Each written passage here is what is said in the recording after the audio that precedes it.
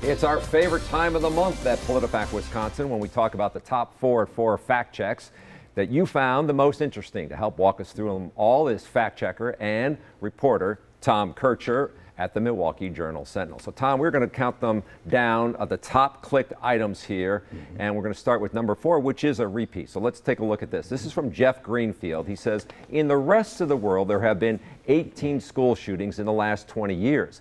In the U.S., there have been 18 school shootings since January 1st. We've talked about this before. Right. What did you find? To get 18 school shootings in the early part of this year, you have to count things like accidental gunfire, suicides, and if you use a broad definition like that, there's not a worldwide count of school shootings. Okay, so we rated this one. Let's take a look at this one. This rating on this was mostly false. Let's move to the next one. This is Governor Scott Walker saying, quote, our bold reforms have Wisconsin's unemployment rate down to an all-time low of 2.9% and the number of people working at an all-time high. So he's throwing out 2 stats there. He's up for re-election. Right. The 2 stats are accurate, but he's saying they were caused by his bold reforms. Things like tax cuts are really only one factor out of many, many that affect the state's economy. Okay, so let's take a look at this and see what we found on the Truth-O-Meter. This one was rated half true.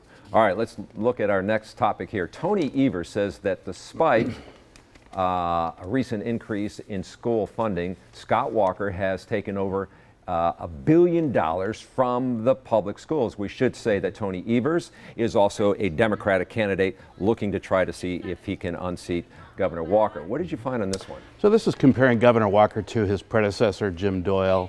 If you add up the first 5 years of Walker's time as governor, he spent a total of $1 billion less on schools.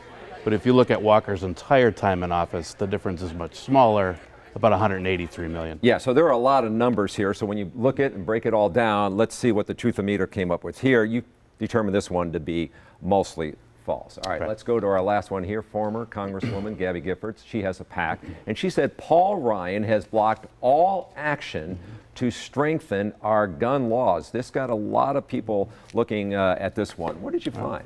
You know, since Paul Ryan has been Speaker of the House, there have been about a dozen gun measures that never came up to a vote in the House, but it's hard to pin that all just on him. There are committee chairs who have power over bills as well. Moreover, there was one bill that strengthened background checks for gun purchases, and that did pass the House. Okay, so it doesn't look like this one would have added up as well. Let's take a look at the Truth-O-Meter, finding this one mostly false. Tom, appreciate your insight on these. Thank you very much.